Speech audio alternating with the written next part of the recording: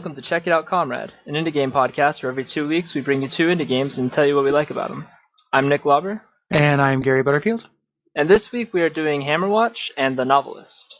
Indeed. We're going to start out with Hammerwatch, which is a fantasy hack and slash game developed by Crackshell, but primarily the product of two people, Joachim Skoglund and Niklas Mierberg. So, fun names to say, fun games to play. Hammerwatch, day after day. Agreed. Dun, dun, dun, dun, dun. Yeah. So what's cool about Hammerwatch, Nick? So Hammerwatch is pretty much just modern day Gauntlet. It's very, very similar to the classic Gauntlet games. It is online co-op with 4 classes to choose from, and huge sprawling levels with a lot of enemies and enemy spawners and items to collect. And it's neat because it adds a little more depth to the sort of leveling up of your powers than was in Gauntlet, the original ones, and it's more flashy. And the 4 different classes kind of have a lot of real fun mechanics to them that play well with each other and make for a really fun co-op game. Yeah, they all play or have kind of very clearly different roles. And the original Gauntlets, which is what this is based off of, not the like Nintendo 64 Gauntlet Legend things. Like the original Gauntlets didn't have leveling up, so this is kind of a mix between your real standard action RPG with a Gauntlet skin on it, and it comes down to the aesthetics too. Like the graphics are, super pixely, 8-bit style and everything. And it's kind of about hordes and hordes of enemies. Kind of like playing it made me realize I wasn't quite. I had never been sure up until this point, or realized how much like the dual stick shooter genre has, how much it owes to like a Gauntlet. Or like even something like Torchlight, which is obviously a roguelike, but like Diablo has a lot in common with Gauntlet. Like Gauntlet was never randomized. Yeah, for sure. But just kind of hordes of enemies and the spawn points, of enemies. Yeah, where you have the only way to really clear the level is by not only killing all the enemies on screen, but they're going to keep coming at you if you don't destroy the spawners that are creating them infinitely until you knock them all down. Yeah. Yeah, so it's kind of got a lot of it's kind of interesting to go back to the such an early kind of progenitor of something that's very popular right now. Yeah, I agree. Yeah. It's a lot of fun to play co-op.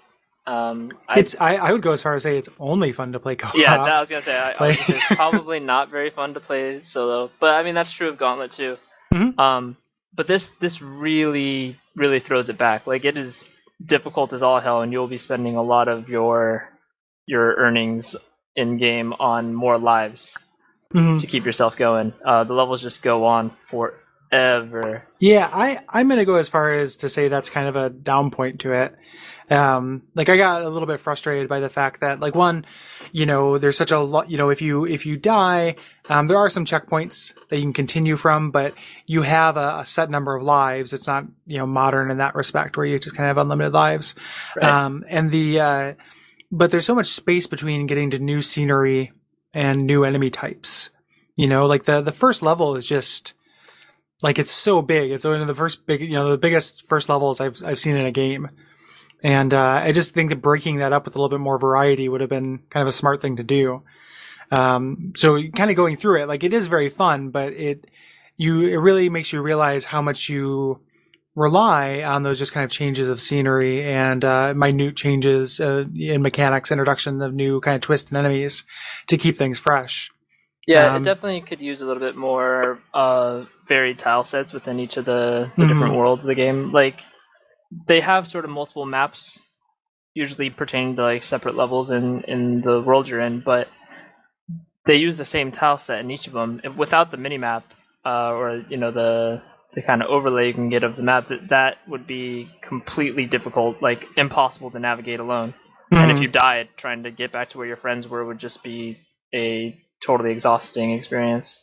And it's already not the most fun thing in the world to like try to get back there. Like Yeah, I sometimes agree. your spawn point is pretty far back. Yeah. But it is also, it's like, living in this golden age of PC gaming, like you probably already own Hammerwatch, through a bundle or something. And, if you get, I only play a 2-player, but I imagine 4-player it really shines. Yeah, I played it 4-player, and it was just like a lot of fun. We even did like I think we did one of the games kind of just a gimmick run with everyone being the ranger, Okay. just like Yeah. flinging arrows everywhere. Like it's pretty fun. Trying to play it to completion is gonna take a chunk of time, and not just a chunk of time where you can like chip away at it. You have to do a whole map kind of in one go.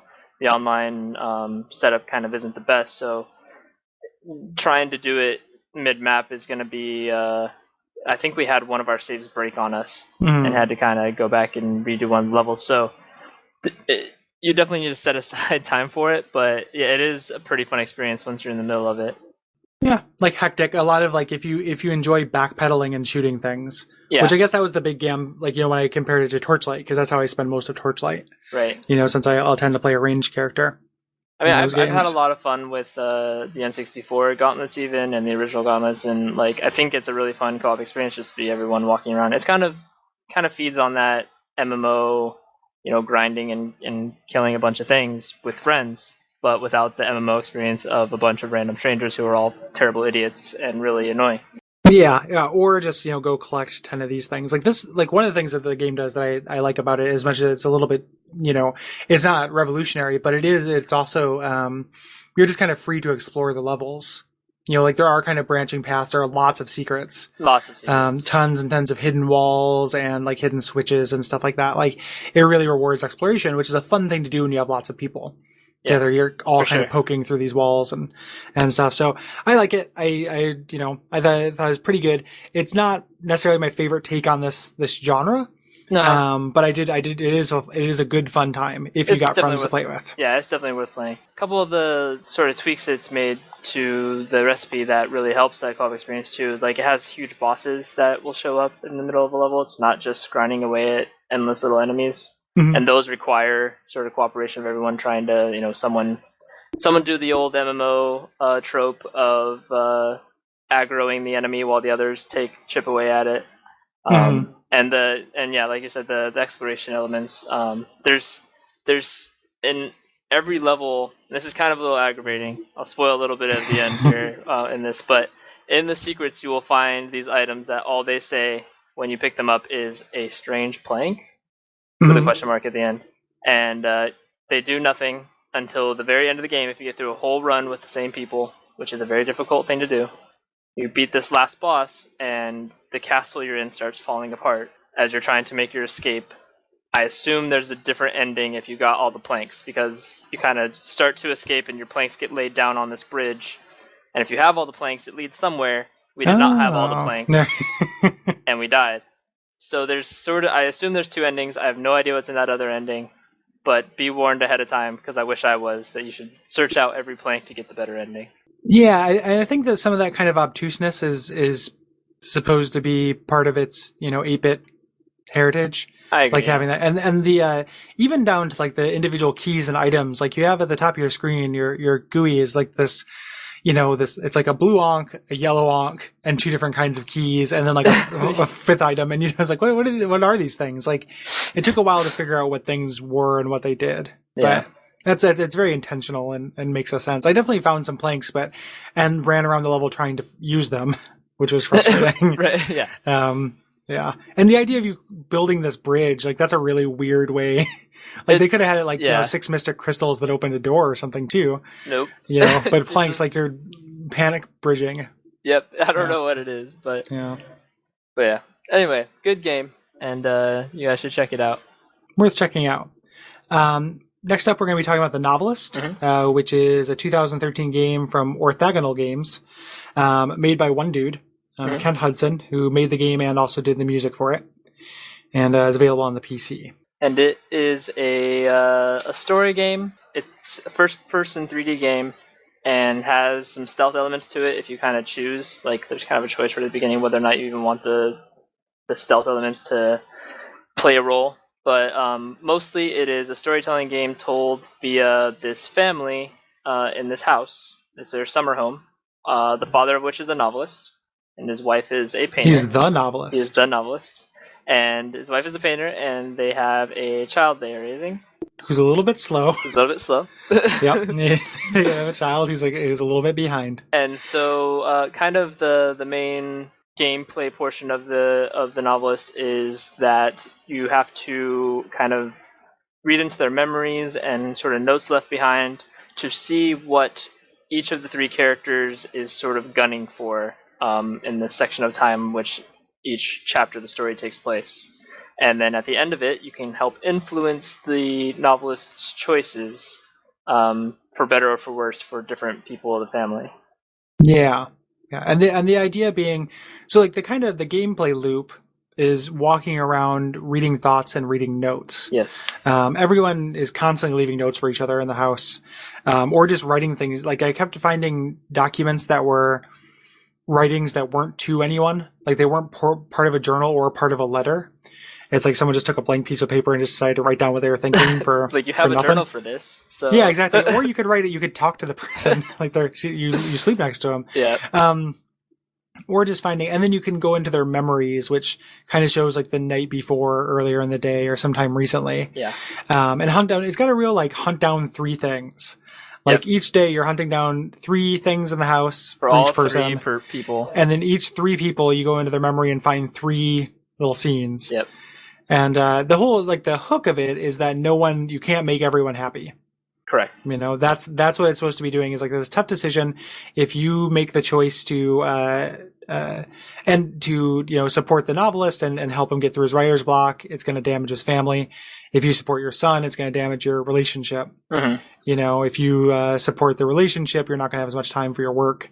Like it's this, you know, dark rock, paper, scissors right kind of relationship between the 3 things. Yeah. Yeah. Which, like, I think, and then we should also say the reason why there is a stealth element is because you are a ghost. Yes. Which is a weird bit. Like, you are not a person or even just like a player. Like, you are explicitly a ghost who is influencing his decisions in kind of like a benign version of The Shining. Yes. Like, if you're trying to convince, you know, Jack from The Shining to not kill his family, but rather to make them all happy, like, you are that. Yeah. Like the bartender from The Shining. But and if they see you, it can cause them to move away. But you can turn that on or off. And if you decide to do the stealth element, you kind of zap between lights. Yeah. And that's really all there is to it. Like, you can get seen. It's not a big deal if you do a couple times. And there are plenty of lights in the house. Like, you can get everywhere, just kind of going from light to light pretty much. Yeah. I thought the stealth elements were pretty tacked on and like felt like a very bald concession to gaminess. Yeah, it's pretty bad. The only thing that actually happens when you get cited twice by the same person in the house is that you cannot choose their compromise in the end of the game. So you have to pick for each chapter, you pick a sort of main person to focus on, like whose main goal you want to be the one that the novelist chooses. And then you also get to pick a secondary one that is a compromise that kind of leaves that other person neutral, as opposed to being disappointed in their pick not being the one chosen. It is like a mini game from an RPG elevated. Not a mini game, but like a side, like a relationship meter is a thing that happens. Yeah. In, like BioWare games and stuff. And like, oh, if I do this, you know, if I go out with Eris at the Golden Saucer, it's going to make, you know, Tifa mad. Right. Like it's that. But for a whole game. And not a short game. No. It's actually quite long. I think it took me like 5 hours or something. And it's the same thing for a long time, over and over again. Yeah. Spoiler, like I don't like this game, and it sounds like something I would be pretty into. Right. Like I love Gone Home. Like I like that style of game, but there's a couple of key areas where I think this lets me down. One of which being that I think that the writing is really weak. Like as much as the central conflict is really interesting, like the idea that like, oh, this is a creative person struggling and they can't do it all. Like that's something I relate to. Right. You know, I think that's good, but none of the characters are very interesting. No. You know, like he is not very interesting. It's written like the things he's writing about feel like they're written by somebody who doesn't really understand writing. Like whenever he's stuck with writer's block, it's all plot mechanics. Like, how can I get them to find out about the car without seeing the ad in the paper? Exactly. The magazine wouldn't have come out by that day. Like, as opposed to things that books are actually about, which is not like, I can't wait to see how they find out about the Auto Trader ad. It's more like, oh, this is the theme or the feeling I'm trying to express or the character. Like, he just seems like the shittiest novelist. And he's getting caught up on the garbagiest things. And in none of the other characters, like, the wife is not very interesting either. And their kid is just very, like, just draws pictures of what he wants. Like, here's a drawing of me and daddy. Here's a drawing of me and mommy. Here's a drawing of me eating dinner. Like, and that's the extent of the depth of his character, And what's even worse for the kid, like, the wife at least has writings to other people or stuff kind of expressing her distaste with the relationship or something, like, certain things. All the kid does is, if you're on good terms with him, you'll find every single day, you'll find a painting of the kid that he made of him and his dad. And if you did good and the kid is happy with your choices, the kid is smiling in the picture. And if you did bad, the kid is frowning in the picture every day. Buy that kid a fucking Game Boy. Like, he's the real victim of this. Can you imagine going to that, like, TV list nightmare cave for an entire summer? Yeah. Like, where all you have is, like, a board game that I've seen him play by himself multiple times. and then, a set of crayons and a piece of paper. Yeah. Like, I could entertain myself when I was young, but he's not that young. Like, he should, and they allude to, like, I gave up about halfway through this game, but they're talking about his friend and how he wants to have his friend over for dinner. Like, why isn't he going out and playing with his friend? Yep. Like, why is this kid so fucking sullen? The kid doesn't, and then the kid couldn't spend the other thing, the second part that lets it down, other than the fact that I think the characters and writing isn't very strong, is that, so many of these problems, like, could just be solved by talking to the people. Yeah. Like, it's trying to express something that's very complicated, which is like, when I choose to do, like, creative work instead of nurturing relationships I'm in, it takes, months and months and months for there to be any kind of damage. It's never, like, if I have to say, like, hey, Elizabeth, I can't go out on a date tonight because I have to record. Like, one time is not damaging our relationship Right. to the amount that it damages this. Like, it's so, he could just say, hey, like, this is how I have to just put, like, at the end, he's, like, asking for, like, and I'm not trying to villainize her at all. Like, she wants family time, and that's perfect. Like, he should value his relationship. Right. But nobody says, like, okay, like, there are compromises for all three things. Like, okay, well, let's have lunch with your parents. My friend will come over and we'll hang out. And then, Billy can go spend the night at his friend's house instead of his friend coming here. Right. All of the compromises you make aren't actually compromises. It's just keeping someone neutral. None of these problems are any big actual problems. And the neutral is sometimes, like, should be plenty good. Like, there's one early on where she wants to, like, spend some time with you, and you, like, stop writing at, like, 7 and spend the night drinking wine and, like, watching movies with her, and she's like, it was all right. Yeah, what the fuck? What happened? I'm not saying, like, I'm not trying to demonize her in any way, but, like, that's pretty much what I want to do when I want to hang out with somebody. Like, hang out for a few hours before you go to bed. Like, does she want to, like, is it a 24-hour cycle? That it's just, and again, she does he does the same thing. Yeah, he gets really petulant and pissy when he can't take a day off, and she's just like, hey, like, let's go to, I'm doing this gallery opening. Can you, write a little thing for it? And he's like, no. Right. I can't do that. Like, no, it's going to take you there's 5 16 minutes, usable hours in a day. Come on. Yeah, none of these are very big problems. And I've watched you all day. Yeah, I see. Like, he's like, I can't fucking, like, I need to shut my door so that I can write, and then you see him wandering around the house. Yeah, shut it. Quit walking back and forth between these two rooms. It is like the people, like, a ghost watching people with the worst time management skills ever. And it just lets it down. Like, in a way, like, it's aiming for something, like, Gone Home in a way is less ambitious because it's telling a story from one person to another, and the second person doesn't have an effect on the story. Right. Like, there's not the story in Gone Home is done before you get there, and the play part of it comes that the degree to which you experience it is based on how curious you are. Right.